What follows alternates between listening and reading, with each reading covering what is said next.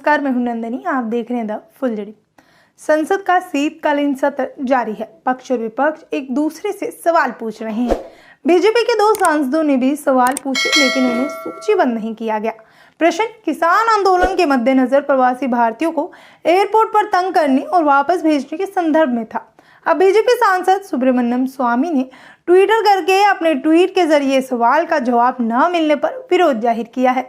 उन्होंने कहा है कि दुर्भाग्यपूर्ण हो या फिर हास्यास्पद जरूर है कि मुझे राज्यसभा सचिवालय ने सूचित किया है कि मेरे द्वारा चीनी सेना के LAC पार करने के प्रश्न को राष्ट्रहित में अस्वीकृत कर दिया गया है। तो चलिए अब बात करते हैं कि प्रश्नों को कैसे स्वीकार किया जाता है और कैसे इन्हें खारिज कर दिया जाता है। तो आपको बता दें, दरअसल संसद में 2 सदनों में सांसद को मंत्रालय और विभागों के तारांकित और अतारांकित अल्प अवधि और गैर सरकारी सदस्यों से प्रश्न के माध्यम से सूचना प्राप्त करने का अधिकार है।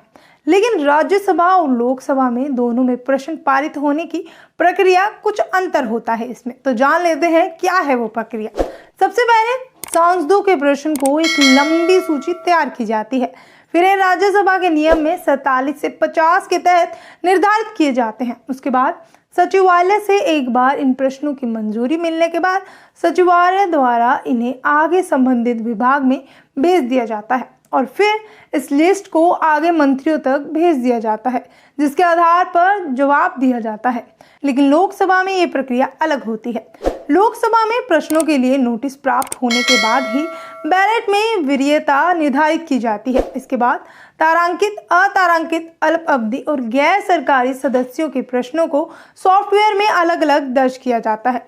फिर प्रश्नों को स्वीकार्यता की जांच पर लोकसभा की प्रक्रिया में आसन और नियम के 41 से 44 के आधार पर किया जाता है। वहीं जवाब देने के लिए इसे अलग अलग दिन निर्धारित किया जाता है। अब बात करते हैं कि क्या होते हैं तारांकित प्रश्न और क्या होते हैं अतारांकित प्रश्न। तो तारांकित प्रश्न वह होते हैं जिनका जवाब मंत्रियों द्वारा मौखिक तौर पर दिया जाता है। इन प्रश्नों को पहले से अलग रख दिया जाता है। और अब बात करते हैं अतारांकित प्रश्नों के बारे में। तो अतारांकित प्रश्न वह होते हैं जिनका जवाब मंत्रीगण को लिखित तौर पर देना होता है। संसद के प्रत्येक सदन को पहला घंटा प्रश्न काल होता है, जिसमें प्रश्न पूछे जाते हैं। संसद द्वारा प्रश्नों को अधिकतम संख्या 175 निर्धारित की गई है। आपकी जानकारी के लिए आपको ये भी बता दें कि मॉनसून सत्र में राज्यसभा के 833 प्रश्नों को अस्वीकृत किया गया था। तुलना के लिए आंकड़े ले लेते हैं। साल 2013 से 2014 के शीत सत्र में 748 प्रश्नों को अस्वीकृत किया गया था। अस्वीकृत के पश्चात इनके खिलाफ अपील करना भी बेहद मुश्किल होता है।